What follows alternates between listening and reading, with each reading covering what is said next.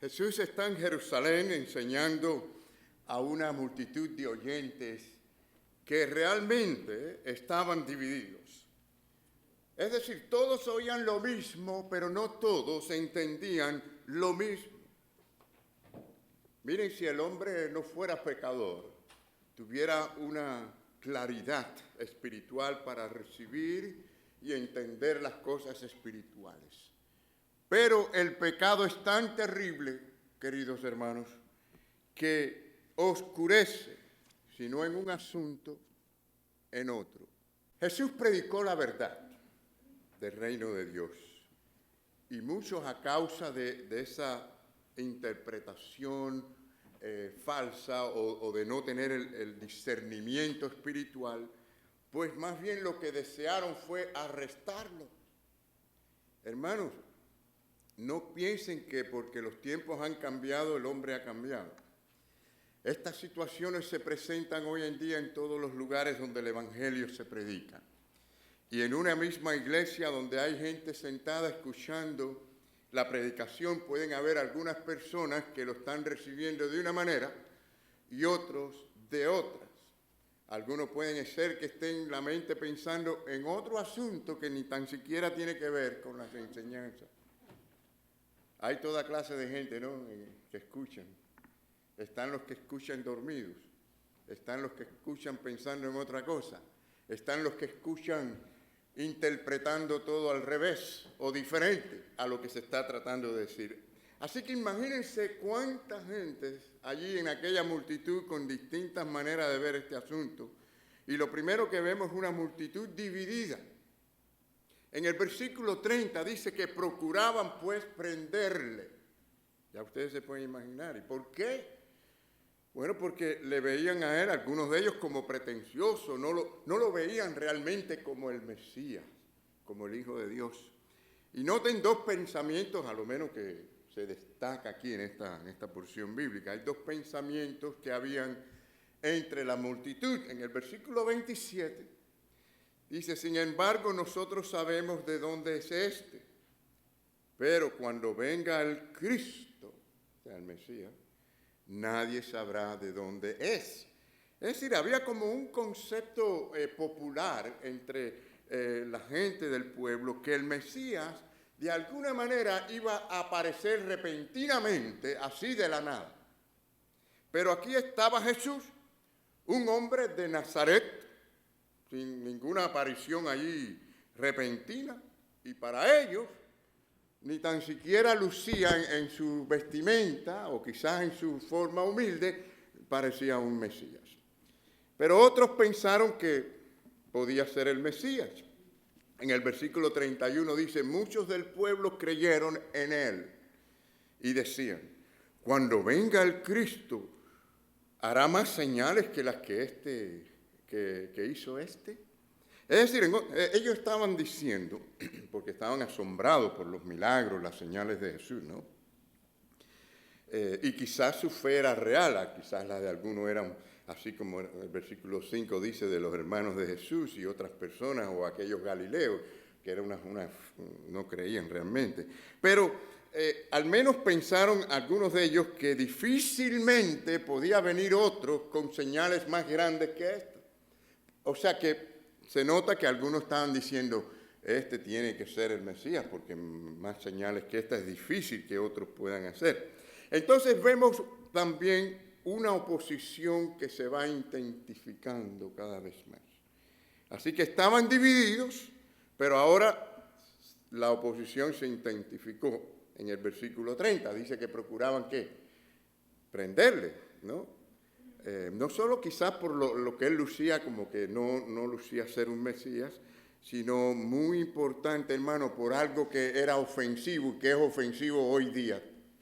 Y es que le dijo a aquellos hombres, ustedes no conocen a Dios. Imagínense si el Señor viene ahora a todas las iglesias y le dice a mucha gente, ustedes creen que conocen a Dios, pero realmente no conocen a Dios. Fue una cosa bien chocante para esta gente que eran las más religiosas del mundo, que creían en el único Dios creador y muchos fariseos y escribas y toda esta gente allí se sintieron ofendidos cuando se les dijo, ustedes verdaderamente no conocen a Dios. Mi amigo que estás aquí, mi hermano, ¿conoces al Señor de todo corazón? ¿Lo conoces personalmente? Les dijo a ellos, ustedes no conocen a Dios. ¿Y el por qué? ¿Y el por qué no conocían a Dios? El versículo 28 al 29 dice, y no he venido de mí mismo, pero el que me envió es verdadero, a quien vosotros no conocéis. Ustedes no conocen a Dios. Pero yo le conozco porque de Él procedo y Él me envió. Así que, hermanos, no pasen por alto esta frase tan importante que dice, a quien vosotros no conocéis. Es decir, le está diciendo, ustedes, los más religiosos incluso, los más privilegiados, los quizás más inteligentes, o supuestamente los que más conocen de las Escrituras, porque ustedes tienen los rollos, ustedes realmente no conocen a Dios y quieren matarme precisamente, quieren prenderme, porque ustedes no conocen a Dios. Yo vengo de Dios, Dios me envió y como ustedes no le conocen, no pueden conocerme a mí. El que dice conocer a Dios y no conoce a Cristo es un falso y viceversa. La relación personal con Dios es relación personal con Cristo.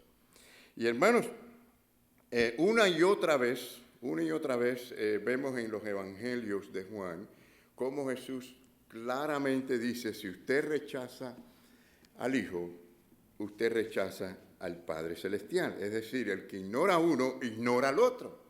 El que no sigue a uno, no sigue al otro. ¿Cuántas religiones hay? La gente dice, adoramos a Dios, creemos en Dios, oramos a Dios, pero realmente no siguen a Cristo, no aman a Cristo, no tienen una relación con Jesucristo. Por lo tanto, no conocen a Dios. Aquí hay algunos ejemplos. Dice el Señor en el versículo, vamos a citar algunas citas en Juan, por ejemplo, capítulo 5, versículo 23, dice la palabra, el que no honra al Hijo, y claro, pudiéramos hablar de lo que significa honrar a Jesucristo, ¿no? No todo el mundo verdaderamente honra a Jesucristo. Recuerden que la Biblia dice que el diablo cree, pero ¿qué dice también? Tiembla.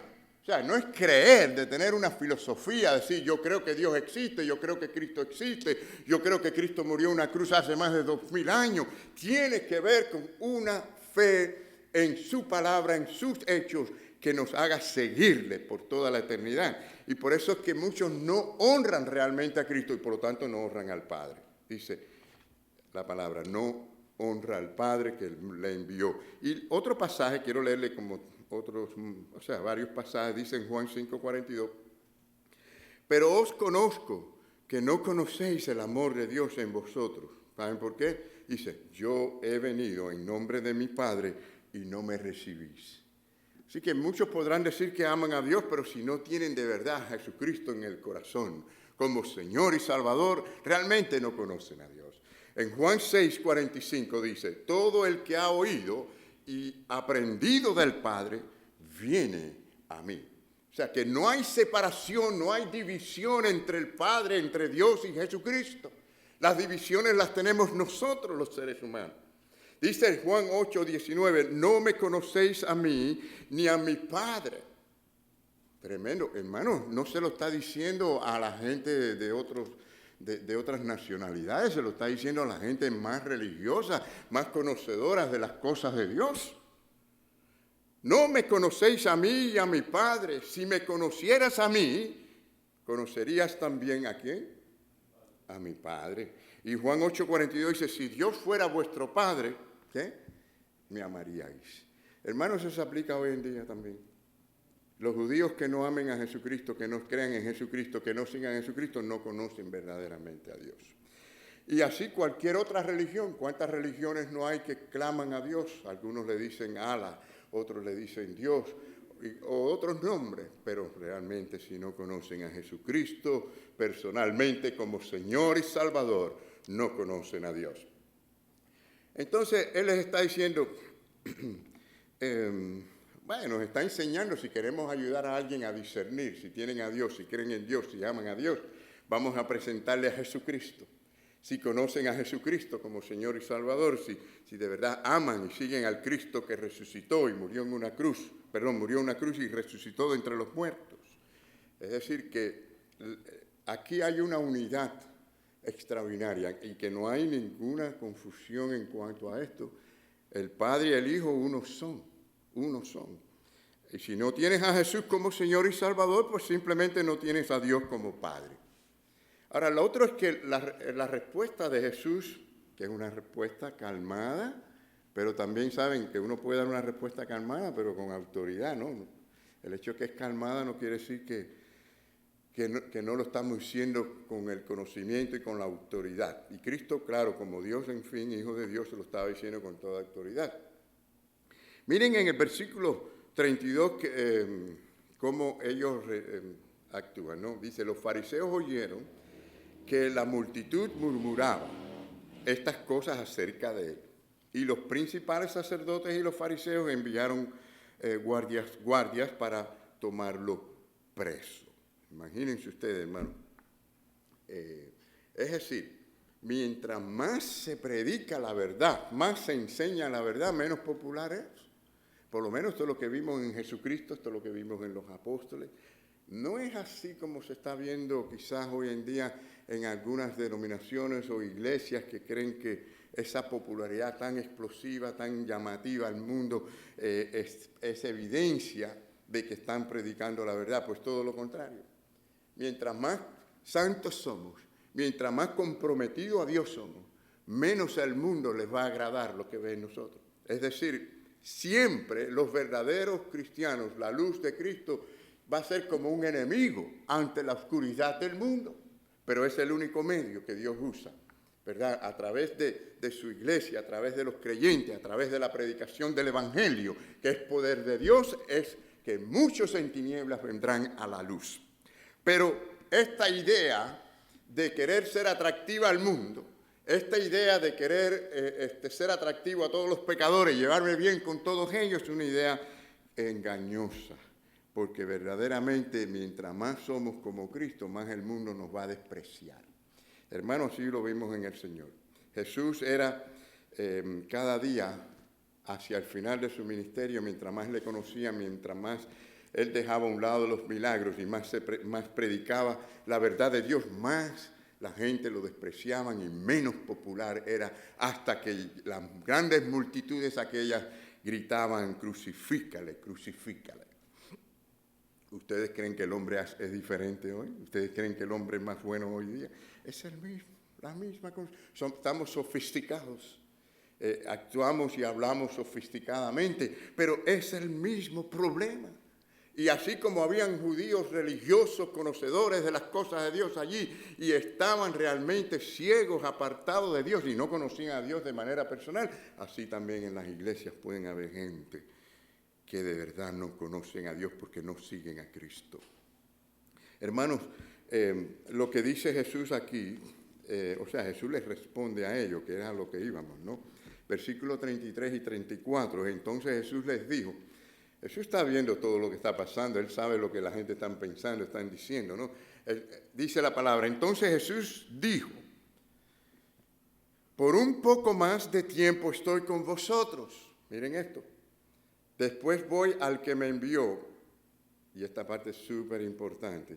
Dice, me buscaréis y no me hallaréis. Y donde yo esté, vosotros no podéis ir.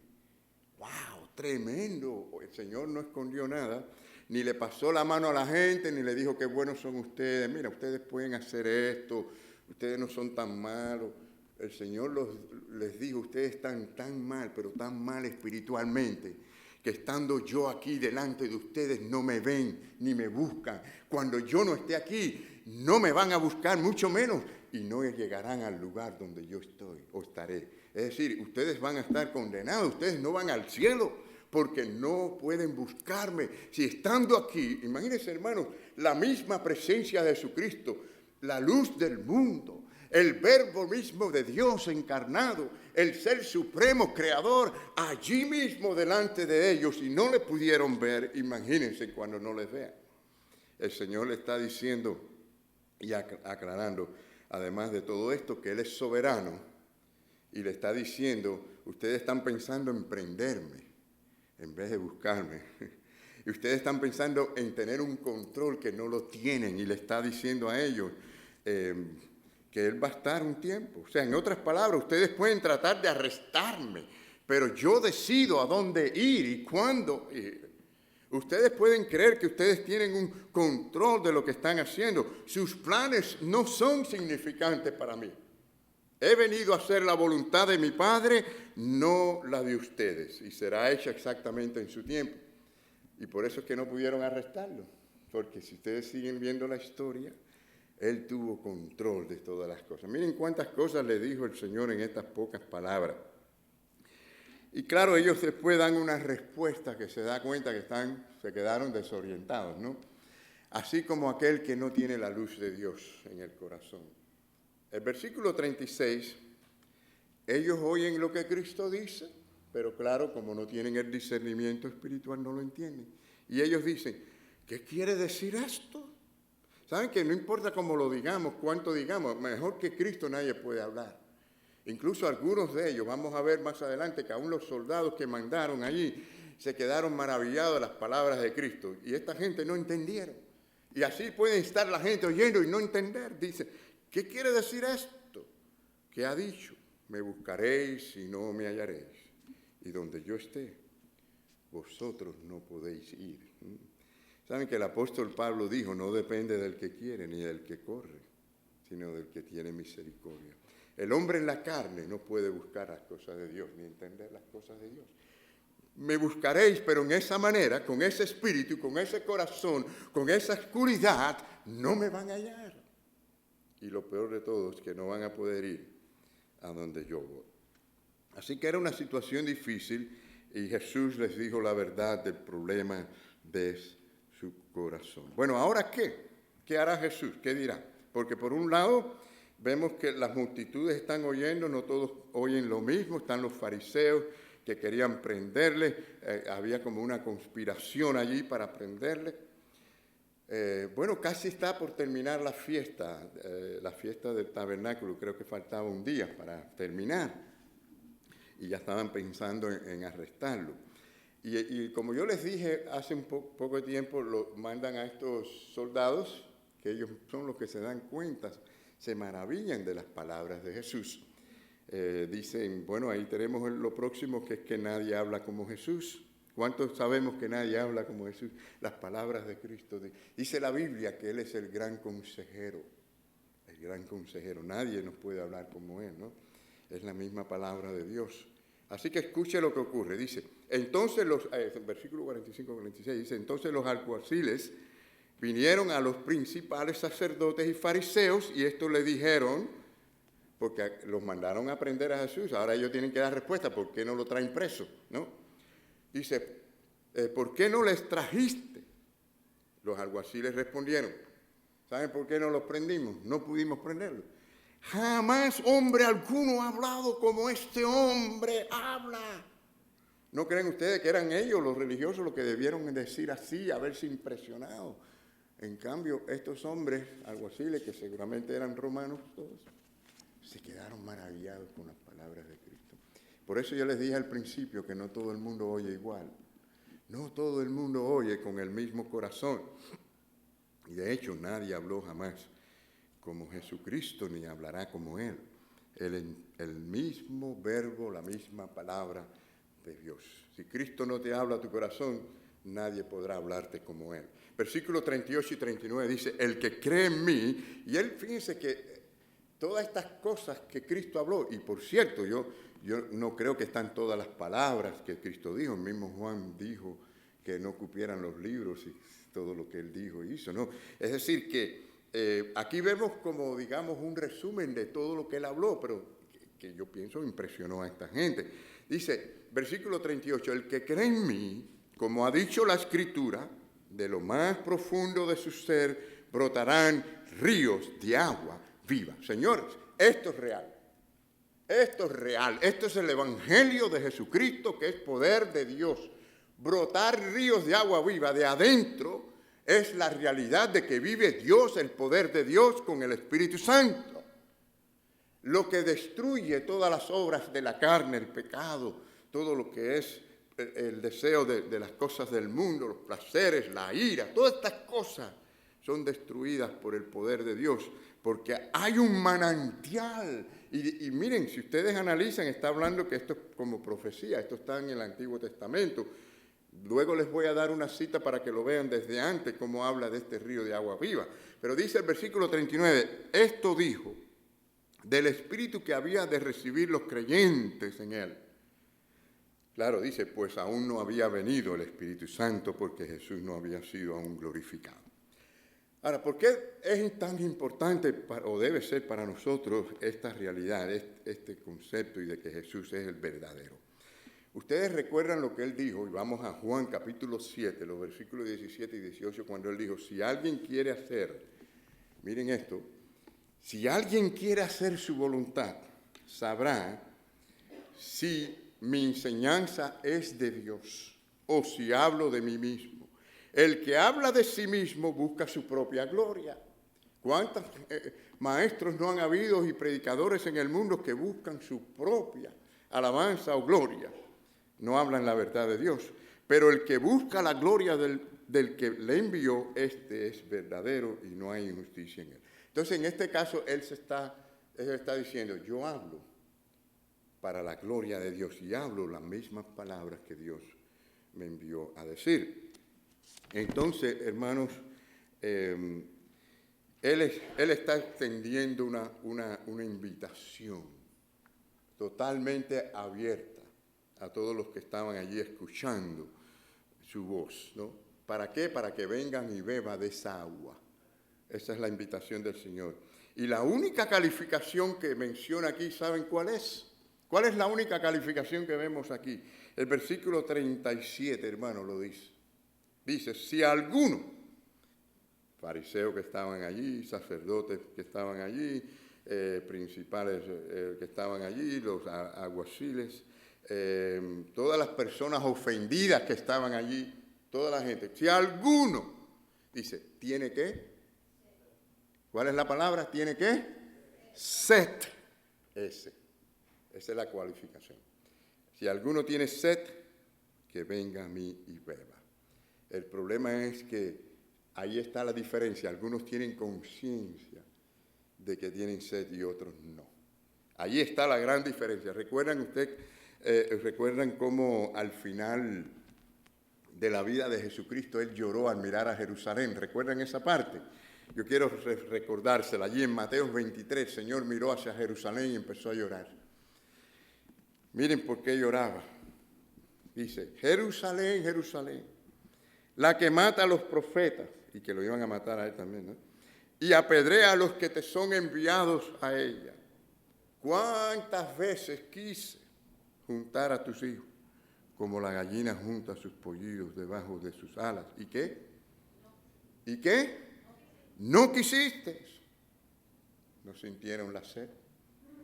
No sintieron la sed.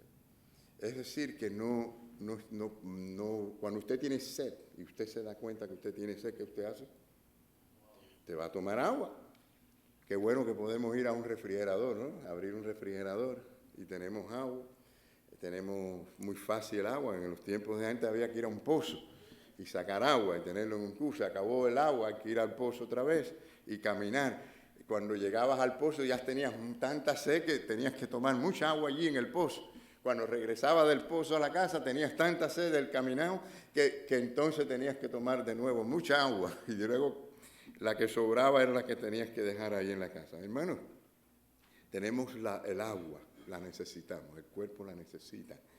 Pero Jesús está hablando aquí de otra clase de sed, ¿verdad? La sed espiritual. Y de esto le está hablando y vemos el significado de lo que es venir a Él. Aquí vemos el significado de lo que es venir a Él.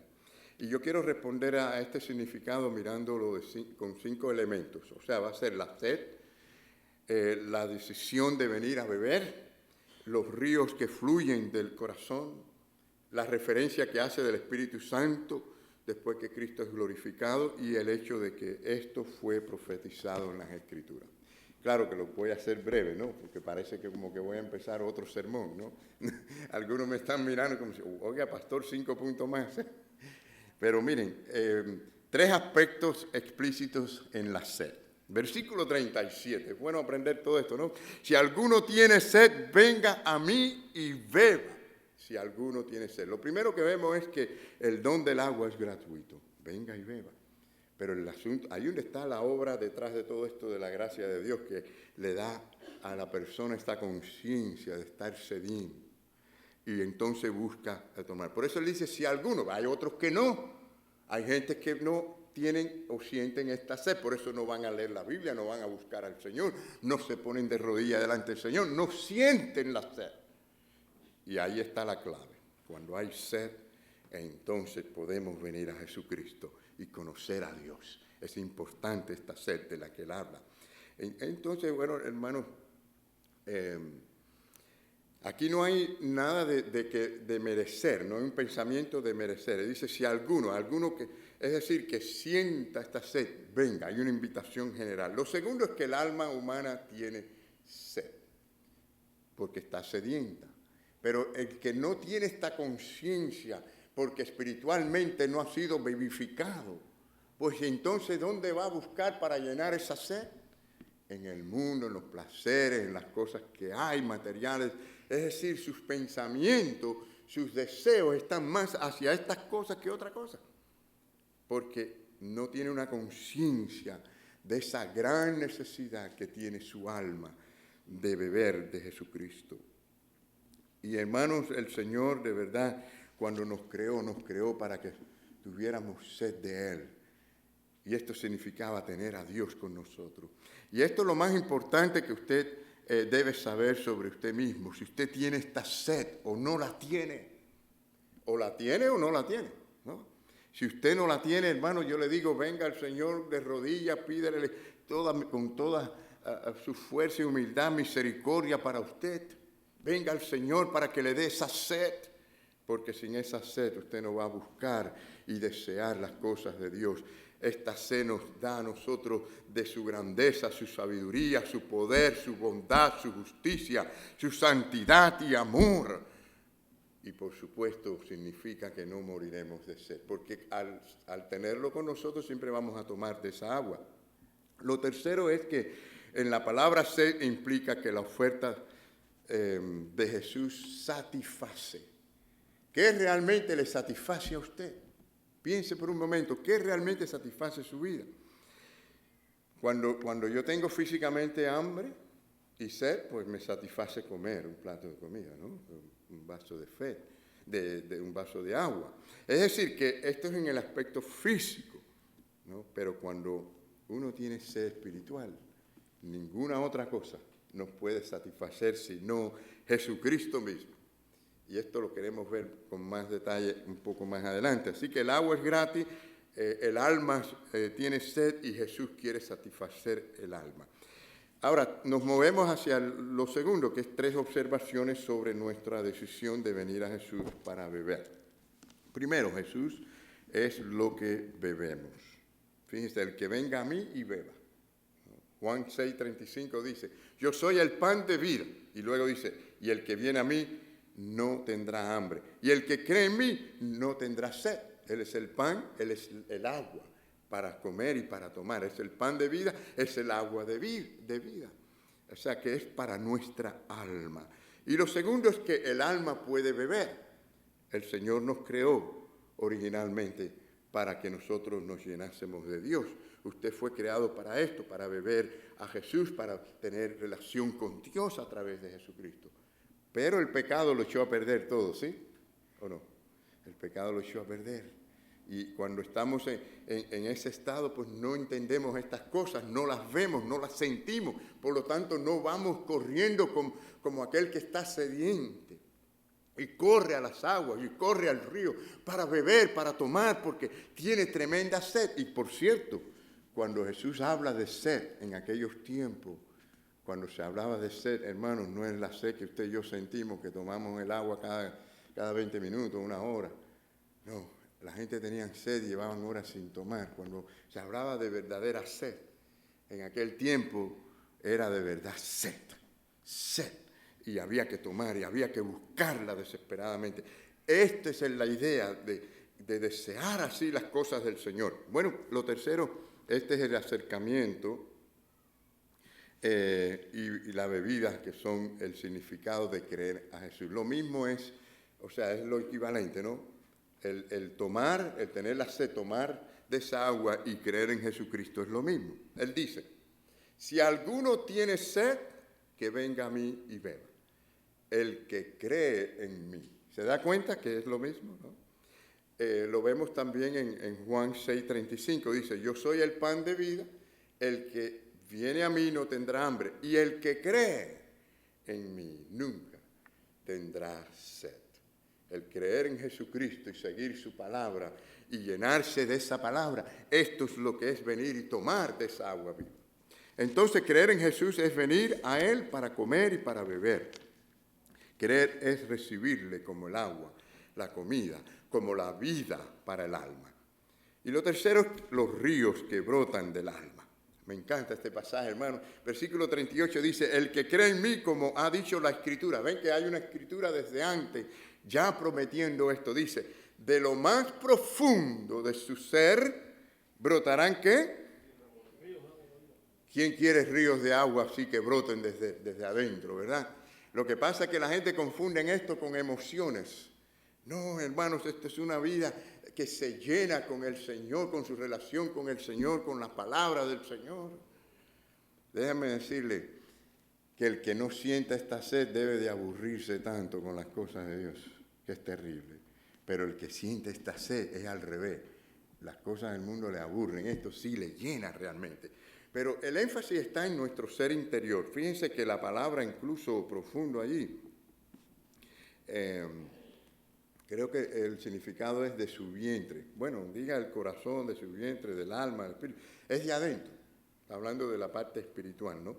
Pero lo que quiero que vean es que no solo recibimos la bebida para calmar esa sed, sino que es un manantial. Es una gran diferencia, ¿no? Porque si usted tiene ya una fuente, un manantial dentro de usted, usted no necesita ir a buscar.